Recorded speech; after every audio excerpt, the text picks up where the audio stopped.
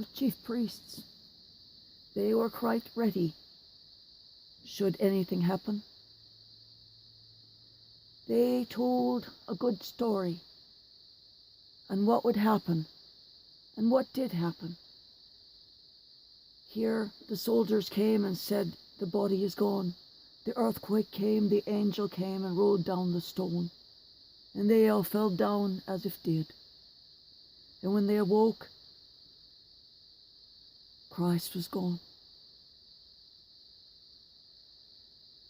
So the chief priests came up with the story of how the disciples and apostles stole his body away and cooked up this resurrection story, and how some Jews believed that story for generation after generation, century after century.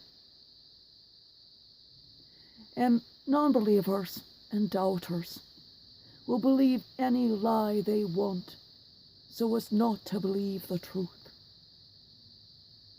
And as we as Christians, we know the truth because we can read, we can see. But what can you say to someone who is a non-believer but appears to want to listen, appears to want to hear the truth? What you can tell them is nothing from the Gospels, because that was written by believers. Turn instead to the prophets. The prophets are the writings of 35 men and women gifted by God to see the future. These are writings not of the prophets themselves, because many of the prophets are illiterate. They had someone with them who could write. Half the prophets are blind, so they could not have read what other prophets wrote, besides the fact that it's in another language. But they could not read nor write. They all tell of the virgin birth. They all tell of the man of God creating miracles. And then they all tell of the crucifixion and resurrection. It starts with Isaiah, 5,122 years before the birth of the Virgin Mary. Before the conception of the Virgin Mary.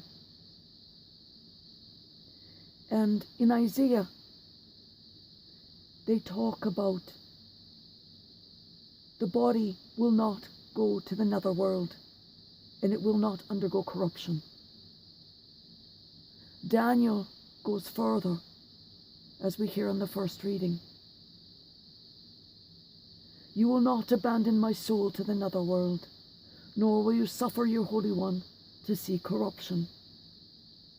David sees that of the man on his throne, but he knows it is not to be himself, for he knows he has done evil in the eyes of the Lord. He will die, and he will see corruption. But his descendant, promised him by God, will sit on his throne forever. And every single prophet,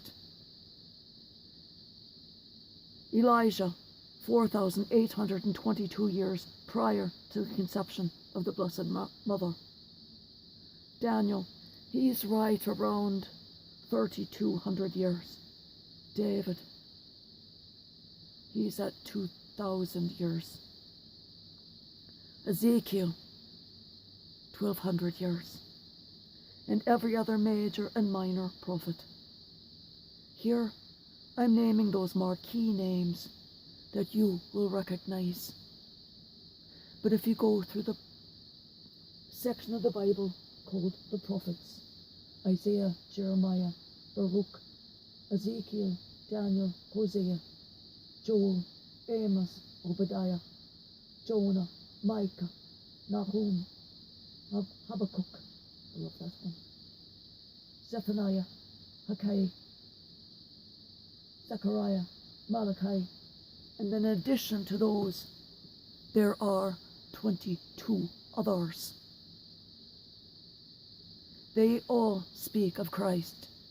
They all speak of his mother. And these were all thousands of years before his conception. That in and of itself proves Christ. That they were in multiple countries. They were as far away as Asia and as close as Judea. Their writings appear on the Dead Sea Scrolls.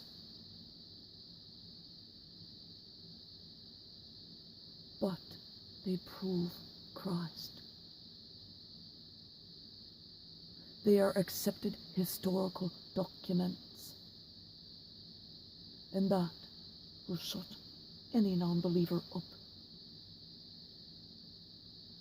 We Christians have truths. And our truth is Christ died. He was raised from the dead. And he is at the right hand of God. And we just await his return. They thought he would come right away. But we know things must happen before he will return. It will be the end of times when he does return. But when he does, we pray that we are on the right when they go through the winnowing, not on the left. So, start your work. As I say on a little sign, Jesus is coming. Look, busy. And for all those who are on YouTube and don't read, remember, I cannot see any comments on YouTube, no matter what I try. I've worked with everything.